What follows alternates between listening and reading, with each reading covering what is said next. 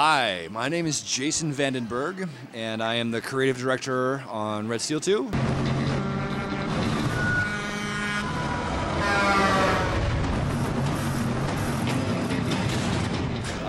Red Steel 2 is a sort of a reboot of the original game. We've changed the hero, changed the setting, we've got a new look. We've kept the katana and the gun and kind of the Asian feel, and the Wii Motion Plus and the Wii, exactly. First person on the Wii, but pretty much everything else is new. We had experimented with, what parts of the Asian stuff could we do, and what sort of modern, because of course the Yakuza and the gang idea from Red Steel 1, that was still a potent idea. We wanted to explore that as much as we could.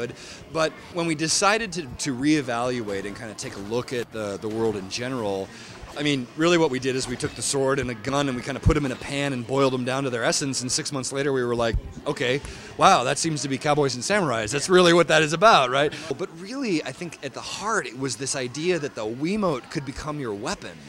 And that was the core of it. And so since that was the game that we wanted to make, we decided that we could change the undersetting, the character and the world and the story, but it would still be recognizably Red Steel. And so far, it seems like it's been true. The part that people really respond to is the promise of the wham, the motion plus, exactly, and then bam bam, that experience, being able to be sort of the ultimate badass combat swordsman, gunslinger.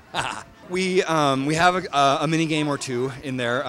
Like there's this safe mechanic where you listen to the Wii Motion to the Wii speaker, and the Wii Motion Plus lets us detect what angle you're turning it. So as you're turning the Wiimote, we're turning the knob on the safe. It's click click click click click click, and you're listening for the right sound. That's pretty cool. The Wii Motion Plus also helps us with navigation. When you're pointing away from the screen, we still know where you're pointing. So with our game, you don't come loose from the screen and have to come back to regain control. But really, for us, the huge thing, the big thing about the Wii Motion Plus is that so you're going to attack someone with a sword. Where do you start?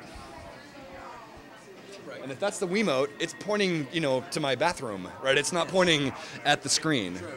And we need to know where you're going if you're going to start swinging that thing. So the data that we get when you're not pointing at the screen is just fundamental to this game working. The other thing that it lets us do is it lets us measure how strong you can attack. So we know how hard you're swinging the Wiimote. So if you swing light, you do light damage, and if you swing heavy, you do heavy damage, and that has gameplay meaning against armored enemies, for example. We're asking the player to really get in there and do that, get a nice strong hit.